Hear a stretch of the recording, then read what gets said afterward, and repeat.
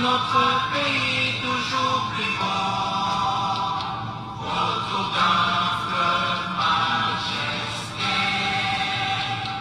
autour d'un fleuve majesté. Tricolore au vent ravive l'idéal, qui nous relie aux aïeux, à nos enfants. Et justice, c'est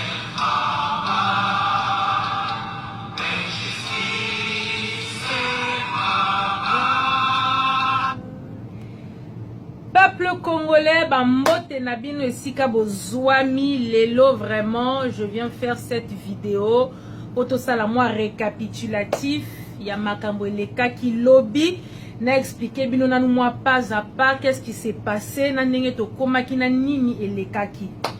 Alors avant tout je viens d'abord à remercier, je tenais à remercier déjà toutes les personnes en tout cas, et non en tout cas les Congolais, les Aïrois, vous avez montré l'amour pour votre pays, vous avez montré acte au bosalaki lobby na nenge bobimaki mas o ezalaki wana lobby bandeko nanga na yebisi bino ezalate. Donc malgré mbula bomonaki le temps ezalaki mabe makasi mbula mupepe en plus awa tokoti na mois d'automne, donc c'est dire que malili est bandit. Donc malgré ça batu babimi batie ba t-shirt ya Zaïre olimbisa na la tiangote po voilà.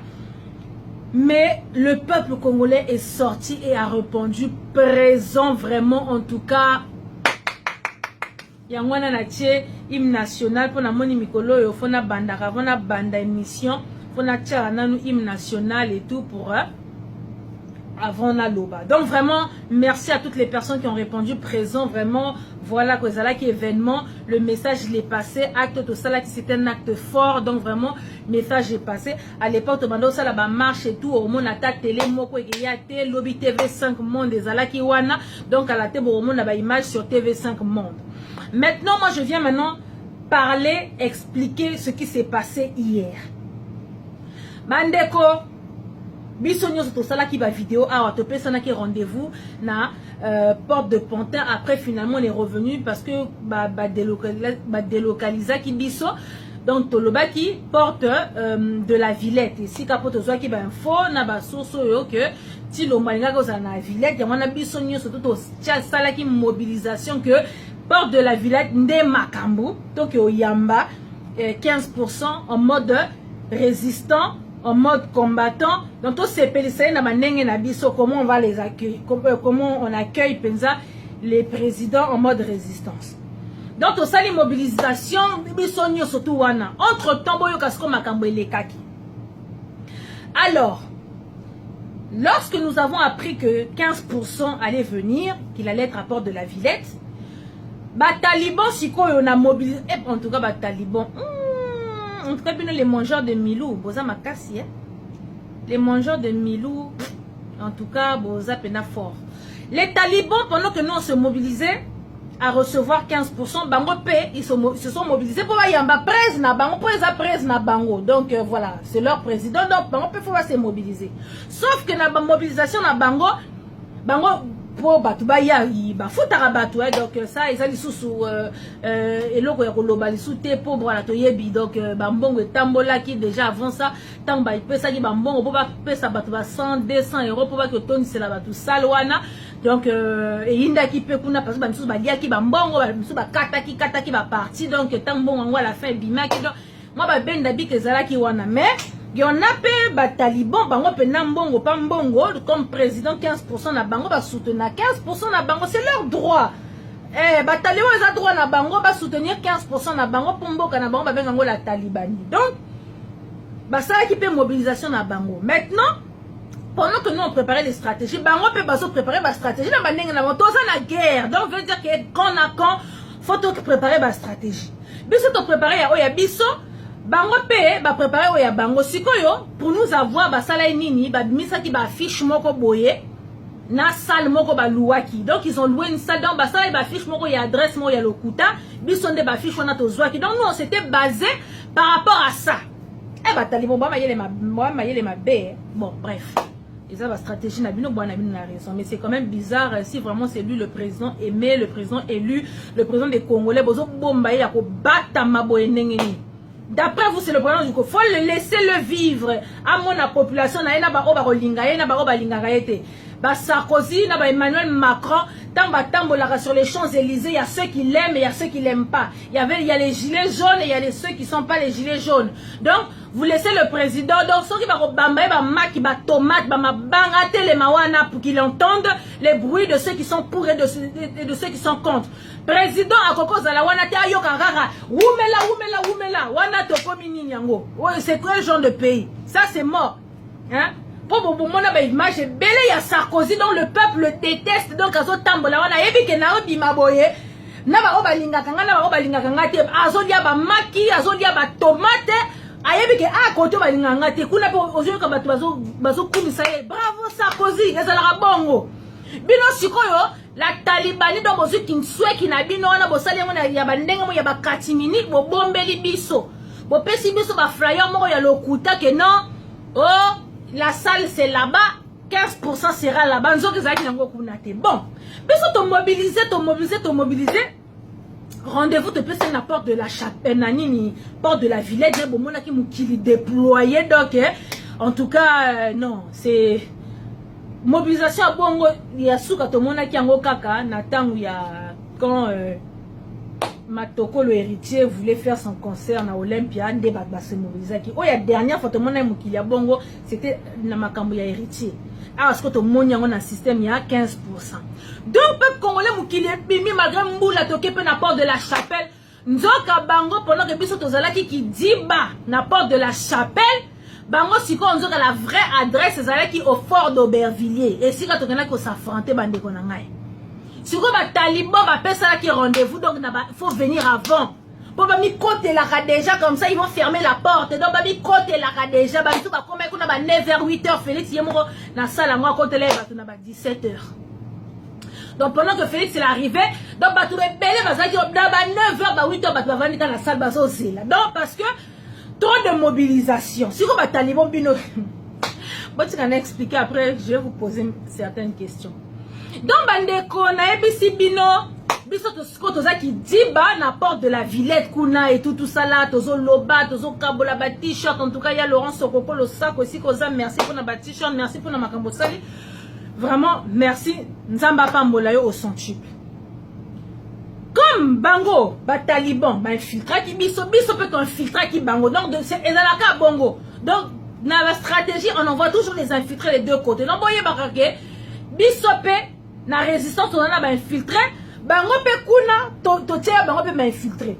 C'est comme biso pendant que tozo ça ba vidéo, ba live, en tout cas ba live et toka ki lobby de guerre des images quoi. Pendant que biso kuna to sala ba marche chilombozo ba tala makambo sali et tozo kuna ba allez ba tuna biso siko ba saki na kati ba infiltrer ba bengi biso siko mais bino bo sani ni kuna makambo za awa ba changer ki nzokande adresse ba to ba infiltrer na biso siko bango betam so ba yeba ki yango en retard bo limbisa ba yeba ki yango en retard dans le temps que les informations arrivent et tout ça là donc bah oui, biso eza kuna te eza awa bato bazo kote belé déjà bino boza wapi bandeko le temps que biso to timbela ke merde ezali sou awa te ekomi kuna siko sika bango basaki bazwaki salle na bari ya les deuxième biso siko tozaki na on n'avait pas d'autorisation pour na kuna biso siko autorisation na biso ezaki na porte de la Villette bango basaki au fort d'Aubervilliers donc de porte de la Villette na fort d'Aubervilliers il y a au moins même 5 km. en plus toi qui est belé toi qui mukili mubimba voyez ba marche ninge c'est là qu'on marche on marche et puis voyez ba que biso otozala ki nango na porte de Berville ezali nango sitting ezali nango marche té donc on a ba pesa une autorisation ya marche té mais comme on a dit que bitumba oto bunja ngona ba esprit donc to belela ki ba esprit ba mama kimpa vita ba simon ki mango ba entre machwa ya ba koko ba 12 millions de morts bande ko ba kufaki ba tokendo kunda na cimetière de Ponta donc ba koko nyonso tout oyo ba donc to belela ki ba milimu ko donc ils étaient tous avec nous Anna Tokyo mona bambila to yebisi bango ke non biso sitting ya lelo ezaki pona 15% mais là on vient d'apprendre que à ça na Fort d'Aubervilliers kuna donc nous on doit partir là-bas donc sinon on doit partir bambila bango moko ba yebisi biso que OK d'accord vous avez le droit d'aller en nous-mêmes on va vous escorter to kenena bino bandeko pour vous dire que Dieu il était avec nous franchement donc peuple congolais bolanda. Donc pendant que ce que biso toza qui dit bah maintenant imaginez la foule autozala qui ba marche hein et toki marambangouté on marche on va on dit marche on dit pas course on dit marche donc tozo marcher moi ba 5 km wana avant to ya wana ba taliban ici ba mi côté là qui ba koti maintenant comme congolais azala indiscipliné bien ba pesi air ba taliban ba pesi ba to ba air bo comme la biso à partir de telle heure boya à partir de telle heure faut bozala wana voilà dans Bolimbi ça si je perds le fil ba congolais comme biso tozala na biso indiscipliné ba pesa ki bango siko air venez à telle heure et tout et compagnie ba misusu o ba yaki ba 9h ba 10h ba 11h wana pendant que biso tozana biso qui dit ba na porte de la Villette bango ba koti le temps biso siko ba infiltré na biso ba biso te za bongo te faut boya awa siko to sali demi tour ba mbila pe ba lobi OK on vous accompagne to komi pe ko marcher wana inde tilombozo bata to yembi balanza yowaze donc na ebisi bino donc deux fois te to koma siko na Fort d'Aubervilliers na ebisi bino ma solo e bandi na ebisi bino donc film e banda ki ndenge wana. Peuple congolais, balobi, quand je dis peuple congolais avec un K, le peuple Congo avec un K. Donc, peuple congolais, peuple zaïrois, donc je vous dis, tant que komi wana, ben discipliné au batalion, ba yebisa bino air moko boye, ba kosani li boma ya goya sko reta. Bandeko, to sepeli saki batalion. Ba yebisi bino te. Bandeko nanga ba taliban o ba kosana ki li boma ba taliban o ba respecta ki o ba pesa ki bango te de ba beta minute na film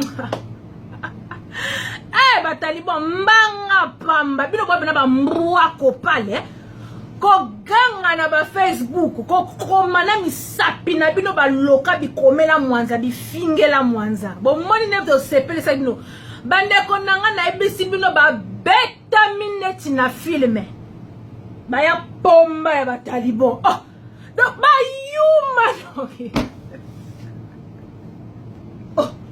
ba human na ebisi bino les amis ba taliban ba ya pomba bokomona toko sala bino bo beta minute to boma bino siko bandeko nanga boyoka to komi na Fort d'Aubervilliers wana toyo kuta tala bambila ba déployer bambila na niveau moko. Je vous explique. 15% si c'était les trucs comment on appelle ça so ba beng ça qui officiellement par Emmanuel Macron wana les militaires sont obligatoires d'être là donc bazo surveiller exprès. Siko eloko na bango ba sala ki na Fort d'Aubervilliers wana c'est sans bango moko ba créer loko na bango po ba yamba presse na bango. Donc quand c'est comme ça pour mobiliser les 1000 là comme ça là il faut casquer des thunes hein? Parce que pour qu'il y ait autant de militaires bah, on peut savoir certains trucs parce que c'est quand même un soit disons même si ça est entre guillemets mais à ça quand même moi guillemets il y a chef de l'état. Donc il faut quand même qu'il y ait certains 1000 là donc bah déployer bah pour qu'il y en ait plus bandeko. Tala bamila les CRS bah tonde libiso wana bah barre siko sika bah salwana o bah zwaki moyen to leka ezate. Donc ba bloquer na ebisi bino ba bloquer moyen to les dans salle kuna biso awa bambila na katikati moyen boleka ezake siko bataliban oyo bakosanaki liboma ya koya retard bao bakosanaki liboma ke bango nde baya pomba ndenge quand je vous dis qu'on a tabassé du taliban mais franchement na ebisi bino je pense que bino bataliban oyo bobetamaki lobi fo bozala na kanda Chilombo poso bobetami c'est à cause de Chilombo. J'espère que bambongo wana bapesaki bino ça en valait la peine ya kozwa bafimbu bozwaki lobi. Hein? Bolimbisa. J'espère que bambongo wana ça en valait la peine. Parce que beta maba oto zwaki lobi to bande konanga ba bakar et panzani donc to panzi bakar to panzi ba pare-brise donc nyoso to bomoni kaneng bolobaki yo bo porta ki ya chuke plainte na Bruxelles. Ah là, en tout cas, préparez-vous, vous allez vraiment porter plainte contre tout le monde. Hein? Là, pendant les plaintes, vous allez les porter. Un poto beti bino nanko. Ba maman ba betami, ba papa ba betami. Eh, bandeko ba maman misu ba sundoli na bana. To récupérer bana, to kopesa bana na maboko ya bambila. Les militaires récupérer les enfants pour ba kol. Donc ba maman ba yuma. Toi maman, normalement tu es censé protéger tes enfants. Yosko yo omoni lumbe okimi otiki mwana les mamans irresponsables les mamans nzala ba maman nzala ba maman soni bokimi botiki bana bino bokanisa biso to maboma to beta bana bokanisa maboma wana babenga la nouvelle génération maman monique na mwana moni mama za ne lâche mbanga pamba na Facebook mbwa kopal boza ba mbwa ya kopal ba milou les mangeurs de mikuwa. Eh, lobi bandeko nanga tozo mona bataliban bazo ganga lelo. Oh et tout, la salle elle était pleine. Félix il a fait son discours. Félix fait fiaton. Paris dans salle wana bloqué. Bon comment erni na salle wana. Soki bozaki batwa tembe, pourquoi vous n'avez pas laissé la salle ouverte tout s'affronter entre bino na biso? Bobanga ki biso poani, vous nous avez déployé les militaires pourquoi? Hein? Oh bon mon président ni nyango. Donc, le président le moins aimé, un président moko tribal. Après, je vais en venir aussi au discours de 15%. Il y a petit à petit, relaté, bino ba feba o barataki. Bande konanga, bino bozo le ba o, soki nini, notre président, musala pa. Bande konanga, Félix na salwa na kota ki yako bata mabakoti na ndenga sima. Donc, laisse tomber. Lobby evalaki lumbe mwete. Beti bino neti na filme ba ya pomba ya Facebook bino les mangeurs de mikuwa et de croquettes les talibans bino ba ya pomba to mona bino lobite frappe moko bozwa ki lobi bo lapi. J'espère que l'argent que o bozwa ki wana s'en valait la peine.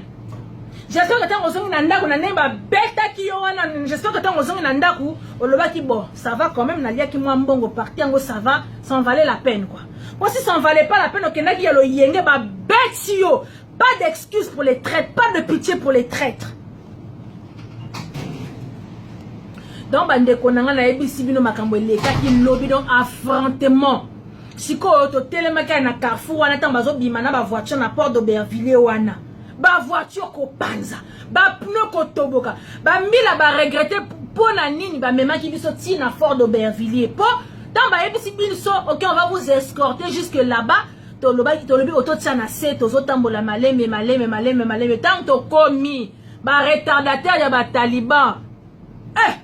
To s'appelle ici bango. Donc ba osiko nga ba kosa na liboma nena lobaki na vidéo ba o ba ko kosa na liboma ba romona bande ko na ngai ya ozwa ki frappe makasi bo beta mindet na film manga na Facebook biso to lobi boy comme bino boza ba to manga pourquoi vous avez déployé la police fallait botika police po ba auto zwa ki libanda ba beta mindet to boma bango ba mama mandeko ba kimi ba sundoli bana les mamans irresponsables les mamans jalelo ba ndoki les mamans mama yo oyo fingi oyo ko sa ki jalelo ko yamba 15% siko bakangi yo kuno kimi mbako sundoli mwana siko bana wana soki biso toki bato maboma ndeto beti bana bo sundoli bana bo kimi.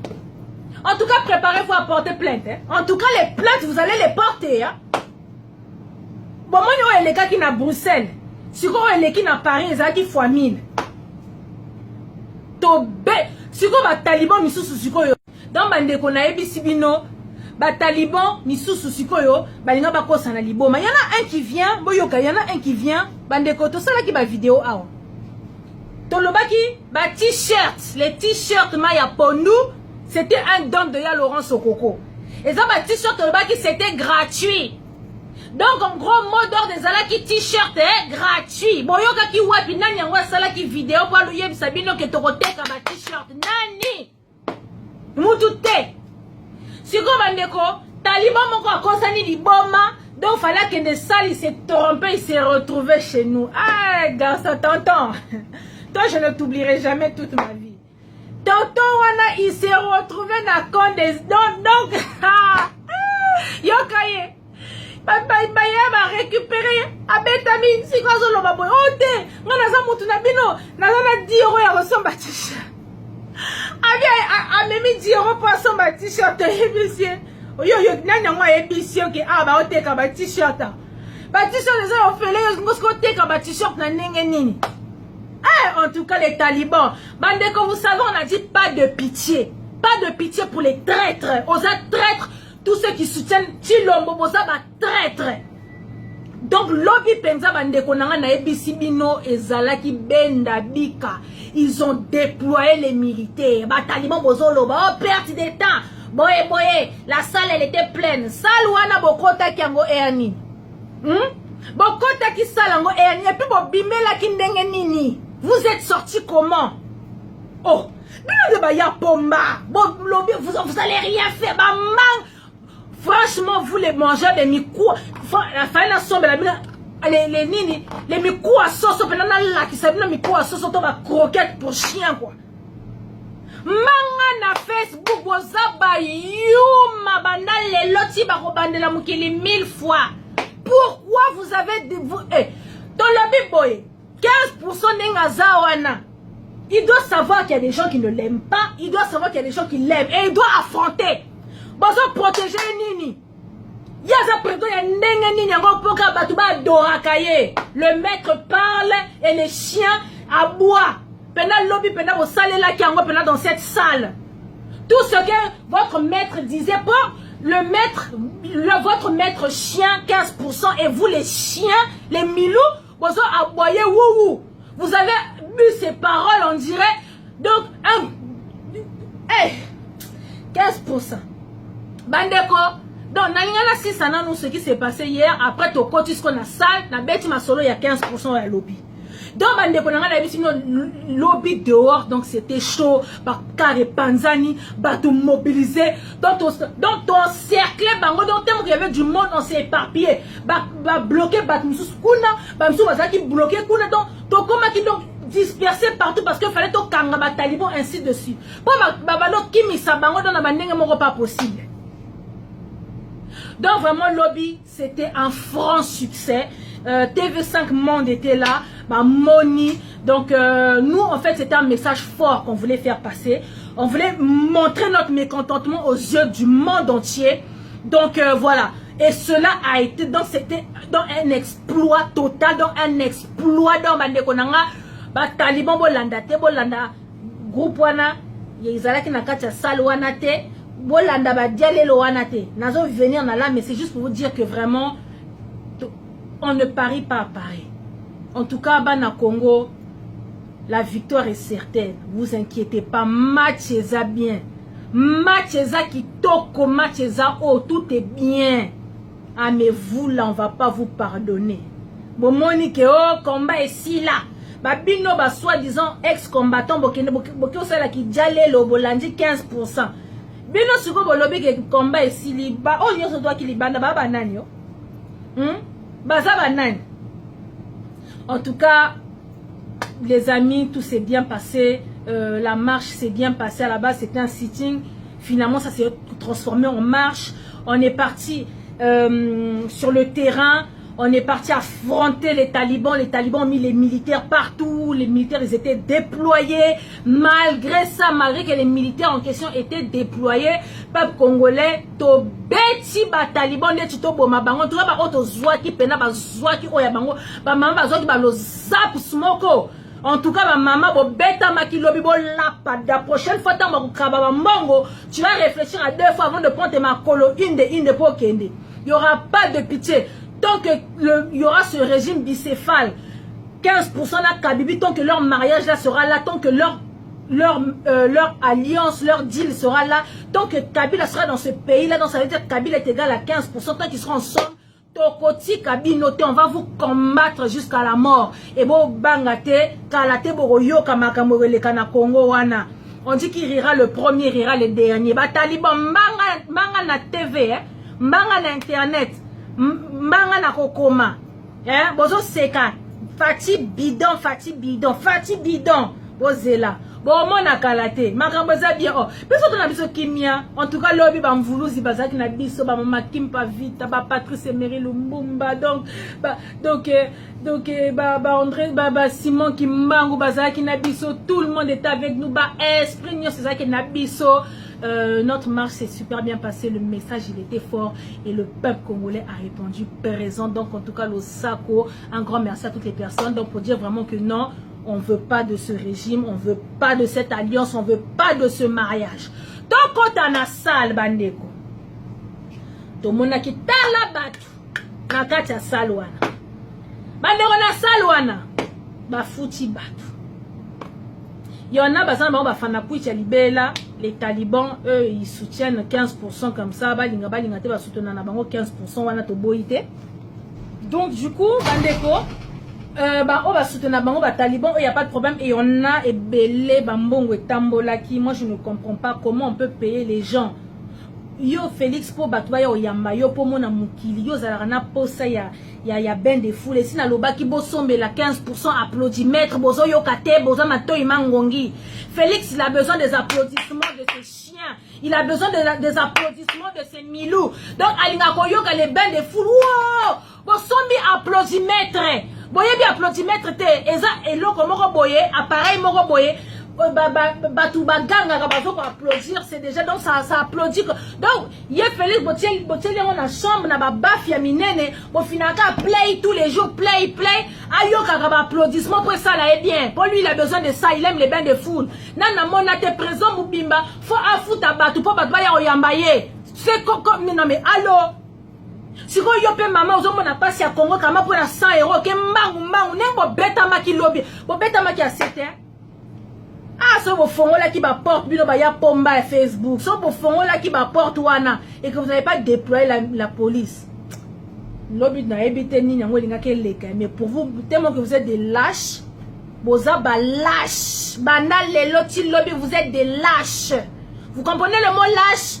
Boza ba lâche. Donc ba mbanga na bino salité wana bo bimisaka na ba réseaux sociaux na bi fingela mwanza vous les milou mangeurs de mikoua. Désormais faut la fermer. Bon l'obarali soute bokanga ba manga à partir ya lelo boyoki parce que si vraiment vous étiez des hommes oh bino ba ya pomba fallait bon déployer ba militaire te fallait envers 15% fallait telema wana na podium biso ba résistants to zawana bino ba taliban bo zawana si quoi mona à cause de lui on s'affronte entre Congolais là comme ça allait peut-être résonner un peu là dedans là dans son cerveau ça allait résonner. Mais bino bosali na kinsweki bosali na kobomba na kobatama bokosi biso ke sale ke sala kuna nzoko bakeno sala sale misusu bobanga kipona nini bino nde ba ya pomba te bobangi nini biso sko ki diba to sakuna tilombo zoba nzoka bino kuna bozo kotisa bato le tonton ya me ba oto zwa ki pena to sepele saki bango bandeko 15% zo finga batu bandoki oh donc, moni 15% boyoka, moi ce que j'ai retenu de ce que 15% il a dit, déjà il a déclaré la guerre. Il nous a déclaré la guerre d'une. De deux, il nous a prouvé par A plus B que c'est le président d'une tribu et non le président d'un pays. Donc lui, sa tribu n'est macabre. Yo, Koko Salabiso, état du Kassai, comme ça tu seras le président du Kassai parce que ce que tu nous as démontré, tu nous as montré que tu es un président tribal. Donc, yo soko zwa ki pouvoir wana pena ya 100%. Penda mboka wana ezaki elinga ke zala mawa. Félix, tu nous as prouvé par A plus B à travers ton discours que tu es un président tribal. Que ce qui président soit les ala qui y a tongi te, so ya dongi te, to ya tengu te. Ande lelo tozo me la maï souté. Mais comme Zambala la kate ba pesibino bokonzi ya tengu ya dongi ya mukie ba pesibino pouvoir. Et tu nous as montré que tu es un président tribal. Et nous ne sommes pas tribal au Congo. Congolais, papa bo moko, maman bo moko, ekolo bo moko. Il n'y a pas de Luba, il n'y a pas de Mangala, il n'y a pas de Baswahili. Non, nous sommes tous Bana, Mama Congo. Mais toi, tu es venu diviser, président tribal. Langage moko yamabe. Il dit de la manière dont j'étais accueilli à Bruxelles et comment je suis accueilli à Paris. Donc ça prouve que je suis vraiment le président des Congo. Je suis vraiment le président de mon peuple. Heureusement que tu avais bien précisé de ton peuple. Ton peuple là, ton peuple. Heureusement que tu as bien précisé. Heureusement que tu n'as pas dit que je suis le président des Congolais. Tu es un président tribal. Tu as ramené la division. Yo penasiko président Yaboye. Mobutu atiki la biso unité na mboka wana. Même Kabibi, to finga katongo midi pourquoi atiki la biso unité na mboka wana. Kabila, pendant qu'il était là, tozalaki uni. Il n'y avait pas Mnganaza, Moutakasa, Nganaza, Moutabandu, il n'y avait pas ça, même au temps de Kabibi. Mais toi, ma tamasquin, tu es venu diviser tout le monde, tu as montré, démontré que tu es un président tribal. En tout cas, tu es vraiment le président de... Mais... Non, mélanger parce que ça sera jouer avec tes armes. Comme je disais, je ne jouerai pas avec tes armes parce que c'est trop bas. Faut être petit dans la tête.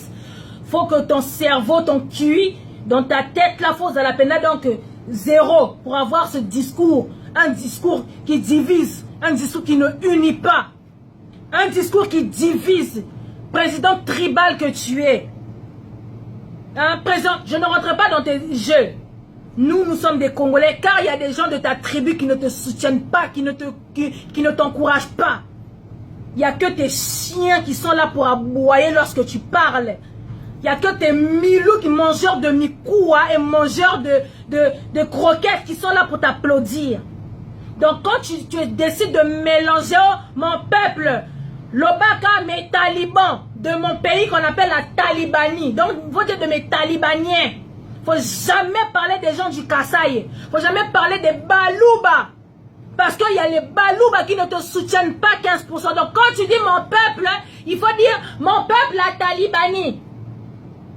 Et je viens aussi parler de ce qu'il a dit. Yo boyo kamakamu Félix Alobi. Félix Alobi boye. Oh, ça me fait rire tant dans yo kabakbazo loba qui parle de mes voyages. Mes voyages. Avec tous mes voyages que j'ai faits, j'ai réussi à récolter 1,5 milliard de dollars. Et ce n'est pas fini. Hey. Autant que c'est important, hein. 15%. Aller à l'école, c'est très très important. Kotanga est important. Ton pays est le pays le plus riche au monde. Tu vas commander des miettes à l'extérieur. Je mets quiconque au défi à Bimselabiso va facture, va papier que cet argent-là, il est rentré dans les caisses de l'État. Boni Boeko. Félix, toi, tu as vraiment cru que tout le monde est comme tes milous là. Tu as cru que tout le monde est comme tes talibans mangeurs de mikoua pour venir gober les bêtises que tu racontes. Les promesses qui t'ont été faites dehors. Les gens t'ont fait des promesses. Dans ma promesse, on a un allez, ça fait 1,5 milliard de dollars. Même la diaspora vaut plus que ça. Ça fait plus que tes 1,5 milliard de dollars aux autres Sony. Soi-disant président. Yo na évité, hein? Yo kolobisana ba baba, hein? Eh! Hein? Participer Mawa. Il se vante. J'ai réussi à ramener 1,5 milliard de dollars. Et je vais continuer. Sony Nayo papa. Ce sont des promesses en l'air. Quand tu mens, hein Félix, quand tu mens à tes chiens là, tes talibans mangeurs de milou, quand tu leur mens là, il n'y a que eux qui sont là pour t'applaudir parce que tu es leur maître et eux ce sont tes chiens. Mais parce que une personne qui réfléchit normal peut pas venir se vanter en soi disant, hé Félix, soi-disant président de la République, aux autres tout est dans mon pétrole, 1,5 milliard de dollars. Ce que nous, la diaspora, nous envoyons au Congo là-bas, ça fait plus de 1,5 million de dollars. Donc, biso net aux abonnés la diaspora, so tolobi bon, mutu na mutu, atia 1 euro, 1 euro, 1 euro, 1 euro, releka, oh, kenako comme mon Dieu, tu es parti faire la courbette à l'extérieur pour 1,5 milliard de dollars, mais aux ana sonité. Ozoyo lobelango peut devant tes talibans, c'est devant tes talibaniens là, oui, et je vais continuer. Yoka ba mbouape, wou, wou, wou, wou, wou. Parce que, vu que toi t'es leur maître, eux ce sont des chiens donc ils doivent aboyer. Donc, bah, wou, wou, wou, bah, aboyer jusqu'à fatiguer. Un discours vide, toujours avec tes fausses promesses. Bah, promesse, yo, promettre, kuna. Tu dis, ouais, comme j'ai été accueilli en Belgique et ici en France, dans cette de notre président. Yo, est-ce que la diaspora, elle a voté? Pour poser la présidente de la diaspora. La diaspora, elle a voté. N'a pas qui vous